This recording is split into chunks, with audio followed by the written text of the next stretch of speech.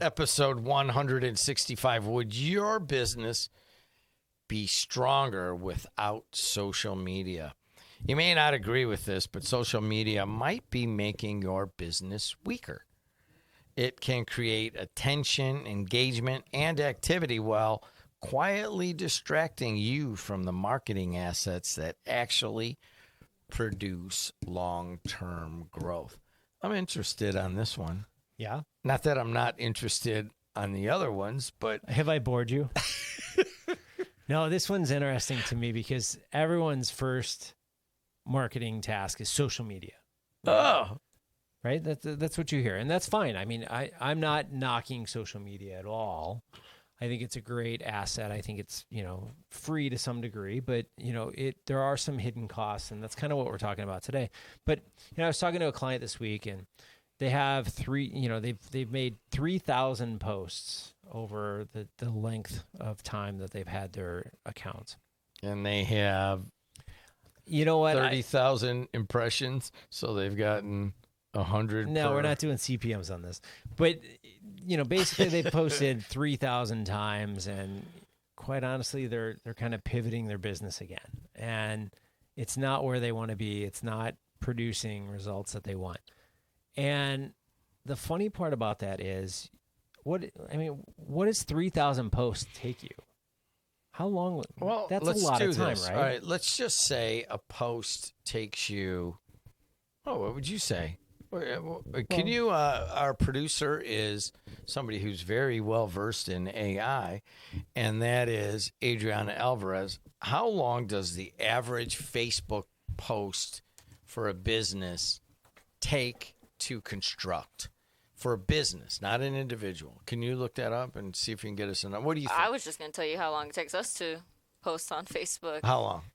If we have the content made and it's just that we need to put the content out with a title for some description, then it takes not even 10 minutes. And that just includes the upload time. But yeah, so you're talking about uploading. But what about the content itself, right? The content itself can, depending on if you want to just do like a flyer for an event, put it into ChatGPT AI, and some AIs will take maybe at max 3 minutes to create. But still, all right. So we're at roughly. Let's say it's a half hour. Okay. So if you did 3,000 posts. It's just a half hour. That's not creating the content. Some people got to go shoot it and everything. But let's just say it's a half hour, which is probably low. Then they've done 1,500 hours. The average work week is 40 hours. So 40 times... I'm just going to say a lot. 40 is 1,600. So the 3,000 posts that they've done has taken 40 weeks of full-time work. Right. That's what I mean, right? Like, that's a lot of work. So, I get it that there's some benefits to this, but we're trying to shed some light here, right? So people that just post to post, that don't have like a real strategy, that don't really, aren't seeing real results, they're not learning from it, they're not, they're just doing it, right? They think it's progress. And I'm not saying it isn't progress, but what I am saying is, if I were to spend all of that time doing that, is there something else that I could have done instead that would have taken my business to the next step and just forgotten about, not necessarily forgetting about social media, but not necessarily putting that much time and effort into social, but maybe my business is more of a person-to-person or a phone call type thing. What if I spent those hours that you were just talking about on the phone calling people? Would I be in better shape today than I was doing all of that work? And that's what we're talking about today. It's not that social media is bad. We're just simply saying that there's an opportunity cost. And all about this back with your trading. There's an opportunity cost. If you're going to do something, you're leaving something else on the table. Right. So going back to your trading background, let's say there's a stock A and you're looking at it, but there's also stock B and C, and you bought stock A, but B and C could go up as well, right? We don't know. We can predict. We think we know what we're doing. We don't know where the markets are going to go, right? But sometimes A will go up. Sometimes B and C are going to go up. So in reality, what we're saying here is, if you know what marketing is working, you should put more time into what's working than you should into something that kind of you think you need to do, right? Busy work. And I've run multi-million-dollar campaigns this way where I will literally sit down and go, all right, give me all the data, give me all the conversion rates, give me all the average orders, and let's work our way backwards. What's the budget? And we look at the budget and we say, okay, well, let's exhaust this one because this one produces the best. Okay, we can't buy any more from there, so let's go to the next one and the next one and the next one. And basically what we're doing is we're buying the best results that we can get. So when you go back to your social media and you look at it and you say, well, I've posted 3,000 times. Can I tie any of that back to revenue? Some people can, some people can't, right? If I make 40,000 phone calls to potential customers, can I tie that back to sales? Probably, because you're tracking, that kind of stuff.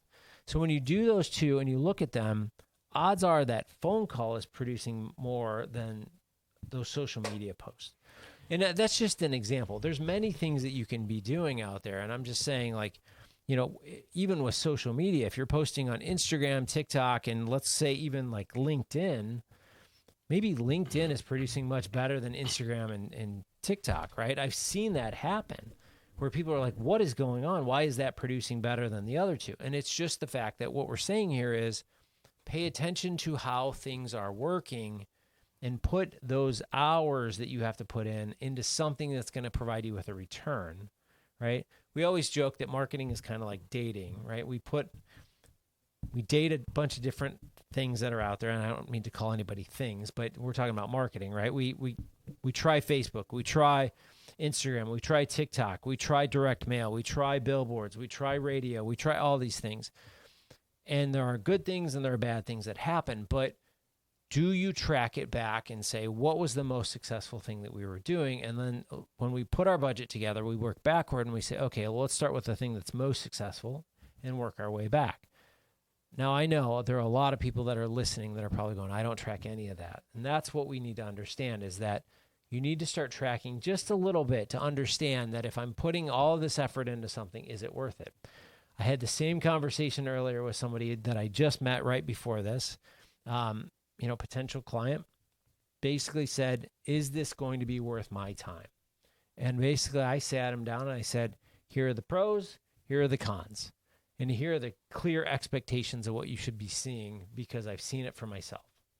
And you know what he said? That's great. That's what I'm looking for from you, right? So that's what we're talking about today, is like, not that social media is bad, but understanding that if you're putting all of this time and effort into social and you're ignoring the things that are driving true revenue, you're actually hurting your business, not helping it. All right. So let's look at some alternatives. Like, all right, say you get heavily into email marketing versus social media marketing. Mm-hmm. I mean, pros and cons. Well, the pro is, emails you have to gather yourself, right? So you have to collect them, you have to pay hosting and all this other stuff for, however many emails that you have. So social is great for getting people to see you, right? They're pushing your content out there and new people are seeing it. And you, even on the advertising side, you can go out there and say, I want this area and promote it and do all of that. The one major problem, or I should say two major problems that I have with social, is one, I've seen way too many of my clients in the past that have gotten locked out and they can't get access to it. They've lost it. They built up a following. Somebody tricked them into clicking something. They've given up some information and they've been locked out. And it's really hard unless you have, tons and tons of followers and are driving serious revenue through Facebook, or I should say Meta. They're not going to necessarily pay attention to you. There's not a 1-800 number to call anybody. Like, they just ignore you, right? I can't get in. You'll never hear back from them. On the flip side of that is if you get locked out, you've lost your followers, you have no contact information, and they are gone permanently, right? If you can't get back in there, you're not getting your followers back. So what I always say is you got to take those followers that you're getting on Facebook, on Instagram, on TikTok, on YouTube, or wherever they are, and drive them over somehow to get an email from them, because you now own the email. You now own that database that has that. Nobody can take that away from you. unless you stop paying your bill for your email service provider, right? But with social, at any given moment, you can get locked out, or they can even shut you down if you break some kind of rule. They'll shut down your page and you lose everything. And you hear this all the time about people that have lost their page. So gather emails, collect those emails, and own those emails, because you can always, always, always reach out to those individuals, and you'll own that contact, and no one can take it away from you. That's really important. So, all right, now we're really basically talking about databases and database management. Honestly, I've seen that too. We had that happen on our radio station early on. I think we were in the, I don't know, maybe 5,000 followers like that, and we lost all of them. Then I had it with a streaming service where we had 1,500 paid subscribers, and they lost all of them. So, I mean, this personally we've seen twice, and we won't, if it happens a third time, you know, we're not that dependent on social media. We stream our own stuff. We have radio stations, that kind of thing. I'm with you that I want to curate what goes onto that feed, because they're measuring everything. You ever notice how everybody that wants to drive you to another site of some sort, hey, go to this, go to my GoFundMe page, anymore, they don't put it in the post, because then that's kicked out of any algorithm you could possibly get. My Substack, I write, and I'm like, gosh, how come nobody's seeing this? Because it's Substack is posting it, and they're competing with them, and they don't want you to go and read that. If you put it in there, say, here's the whole post, and then in the comments you put that link. And I mean, I don't know if Facebook's going to catch up with that, but like everybody's doing that right now. Well, yeah, social media, they want to keep you on their site, in their app, right? So it's, you know, we were kind of joking. We were working on a project that was pushing from one platform to another, and I kept telling them it's not going to work, because they don't want to push people over, right? They want to keep you in the environment, because, you know, think about this. As if I'm the owner of Meta, or if I'm the owner of TikTok, or any of these social medias that are coming up through the ranks, I want to keep you there as much as possible. Why? Well, because I get your data, and I sell your data, and I sell advertising. So if you leave, I'm not able to sell advertising to you, and I get no more data from you. So that's why they want to keep you on, because they make more money with you staying on, which is why they want you to keep scrolling, and why it's addictive. But, you know, that's why they want you on there. So when you're trying to push people out to somewhere else, you're right. Like, you put that in a post, they don't like that. If you're going to push something out, they want you to pay for an ad to click a button that says learn more, which will then push it out. And that's how they're getting their money. So, you know, again, I get it. We all try these different things, but you also have to look at things from the perspective of the people that have built it. Their job is to keep you there. They don't want you running off to somewhere else, and they control everything. And that's why they call them walled gardens. I mean, in the industry, that's what they call them, walled gardens. You don't know what's going on behind the walled gardens, and you hope that you're not ticking them off, because you're just going to lose your page. I had a guy call me and show me his Facebook page, and he's a pretty big content creator. And he shows me this. He goes, look, in this month, I got 2.8 million views, impressions on his Facebook page. And then I look and I go, oh, there's like $600 there. And he goes, yeah, isn't that cool? I mean, I'm just making stuff and people are looking at it, and I got $600 I didn't have. And I go, well, give me a second, will you here? So I go back in. I say, well, what's the average Facebook, ad if you bought an ad? I don't know, maybe $6 a CPM. Would that be you close? You can get it to there, yeah. Yeah, maybe $8. I thought I came up. I go, well, I think it looks like around $8 on average CPM, and cost per 1,000. And I did the math, and I go, well, let's see, you're getting 0.08, blah, blah, blah. I go, what they're paying you, and then they're selling an ad next to your content for 100 times what they're paying you. Yeah. Yeah, exactly. And I'm like, oh, he's like, really? I go, yeah. I mean, I could, I mean, if I could sell that locally, what they call native advertising. You can sell that at least for like a couple bucks. Pretty Right. simply, just put a little ad into your video, or maybe, I don't know, put it underneath as this was sponsored by blank. Facebook doesn't seem to care nearly as much about those sponsorships as they do about taking you somewhere else. Yeah. So we talked a little bit about the content requirements and how they could kick you off, especially if you spend a lot of money trying to develop that. And the content requirements are changing all the time. Like, give me an example right now of something that's changed recently that could very well affect a business. Well, I think you mentioned it, right? So with the links, how everyone's kind of putting it in the first comment, I've seen a ton of that over the last few months, and that's really interesting. But, I think right now, there's a shift, right? So we used to just post a post, like get stuff out and just be, kind of out there. But I think at this point, if you're going to dive into social, it's got to come down to, I would say, a little bit more tactical approach. Less is more, I think, is kind of what you need to understand at this point. And a lot of people are saying, well, what are you talking about? That's, I can't post any less. No, what I'm saying is, if you provide content that draws people to watch it, that draws people to comment, that draws people to, just continue to look at a few different things that you have to offer, I think you're going to show up to the masses a little bit better. If you're just posting content to post content, that's a different ballgame at this point. You're not being rewarded. I think it's almost negative at this point. If you post 3,000 posts today, you're just spamming it. 41 hours of work. You've worked almost an entire year. Yeah.